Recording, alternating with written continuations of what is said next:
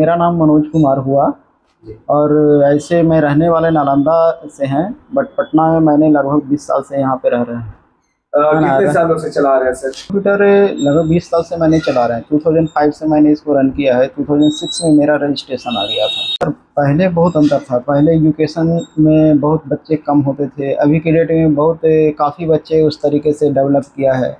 AI आने से आपको मार्केट में ज़्यादा डेवलप किया है कंप्यूटर है। ये इसके बारे में लोग अब जानने की कोशिश कर रहे हैं। पहले था कि आपको एग्ज़ाम वगैरह में भी कम रहता था। अब ये डीसीए, पीजीडीसीए, ये सारे कोर्सेज जो है का रेशियो बढ़ा है। जैसे कहे कि मतलब अभी के डेट पहले जो हमने जो सब्जेक्ट पढ़ा रहे थे, अभी सब्जेक्ट पढ़ा रहे हैं, दोनों में काफ़ी अंतर है।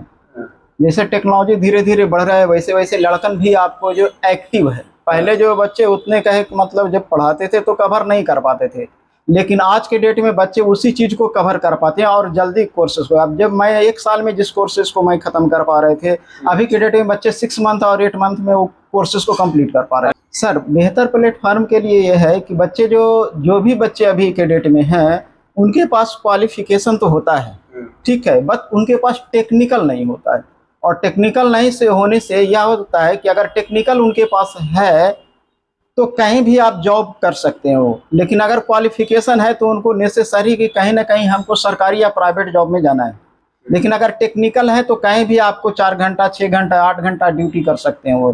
प्लस उनके पास एक ऑप्शन है कि कहे कि मतलब अगर जॉब गवर्नमेंट या नहीं जॉब होता है तो हमको प्राइवेट में एक ऑप्शन बनता है कि आपको 10 से 20,000, 25,000 का कोर्सेस हम कर सकें। सर देखा जाए तो कंप्यूटर में क्या क्या चीजें सिखा रहे हैं यहाँ पे, क्या क्या कंप्यूटर के सेक्टर पर शिक्षित? कंप्यूटर में जैसे यहाँ पे आपको एमसीए हो गया, बीसीए हो गया, पीजीडीसीए हो गया, डीसीए हो गया, एडीसीए हो गया, डीटीपी हो गया। आज के डेट में टैली है, टैली प्राइम हो गया, जीएसटी हो गया, ये सारे कोर्सेस हैं। मैंने इसमें भी आपको जो एक्सेल में एक मैंने कोर्सेस दे रहे हैं अभी, एडवांस एक्सेल, वो बहुत काफ़ी अच्छे है। उसमें आपको एआई भी दे रहे हैं, चैट जीटीपी दे रहे हैं, तो ये सारे चीज़ उसमें दे रहे हैं। यहाँ पे 2-3 टीचर हैं।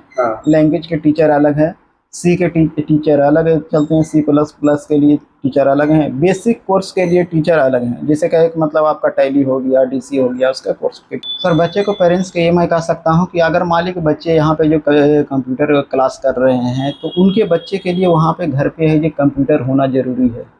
कंप्यूटर होने से क्या होगा, आज के डेट में वो ज़्यादा कवर कर पाएंगे। जो यहाँ पे थ्योरी क्लास हम दे रहे हैं, बच्चे अगर वहाँ से करके लैब आ जाए तो यहाँ से खाली उसके पास रिवीजन रहेगा लैब करने के लिए, तो इससे क्या होगा, उसको ज़्यादा समझ में आएगा। सही बात है सर। इन 20 सालों में अगर देखा जाए तो आपके बच्चे किस किस प्लेटफॉर्म तक पहुँचे हैं जो काफ़ी बेहतर रिजल्ट दिए होंगे सर?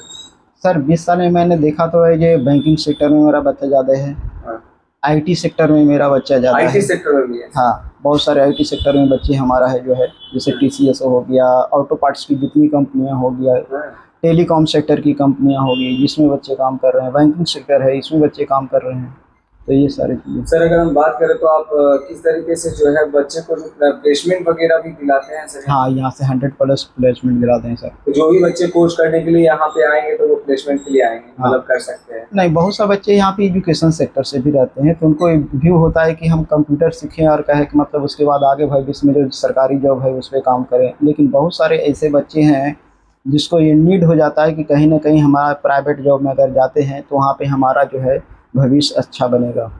सर क्या कुछ एक संदेश होनी चाहिए पूरे हिंदुस्तान वासियों और बिहार वासियों के लिए कि कंप्यूटर सीखना कितना ज़्यादा मायने रखता है और किस तरीके से एक बेहतर प्लेटफॉर्म देता है आने वाले भविष्य के लिए भी कंप्यूटर कितना ज़्यादा इम्पोर्टेंट हो जाएगा लोगों के लिए?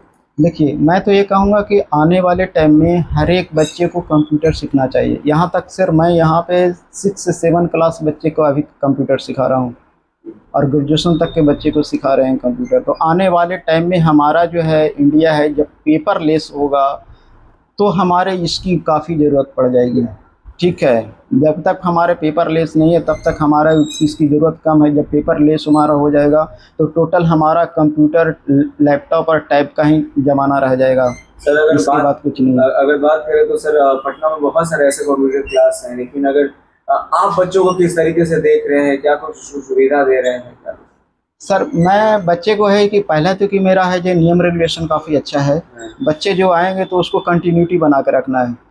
उसको ये है कि आपको जो भी बच्चे आ रहे हैं उसका मैंने अटेंडेंस लेता हूँ, उसका प्रॉपर देख रेख करते हैं आपको जब भी सब्जेक्ट वाइज उसका एग्ज़ाम लेते हैं, जिससे क्या होगा हमको ये पता चलता है बच्चा किस रेशियो में जा रहा है, तो ये हमको पता चल जाता है कि बच्चा यहाँ तक कितना सक्सेसफुल हो पाएगा। तो ये सारी चीज़ हम उसको दे पाते सर हैं। बच्चे को जो भी ये तमाम लैंग्वेज वगैरह कोर्सेज और तमाम टैली और जो भी कोर्सेज करते हैं कंप्यूटर रिलेटेड में, उनको लगता होगा कि पेशेंस रखना भी जरूरी होता होगा सर कंप्यूटर सेक्टर में। तो उनको लगता होगा कि अब नहीं हमसे हो पाएगा, ये बहुत ज़्यादा हार्ड है।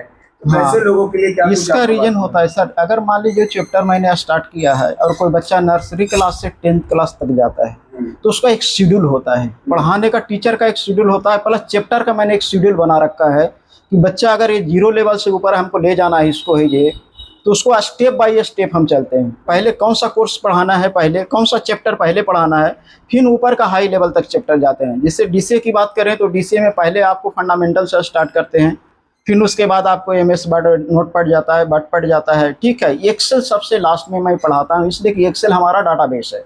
उसके बाद ये लुकअप भी लुकअप उसमें दे देते हैं, ये आई चैप्टर उसमें बताते हैं। तो नीचे से ऊपर की ओर हम जाते हैं स्टेप बाय स्टेप। सर बच्चे लोग को स्मार्ट क्लास भी दे रहे हैं आप आज?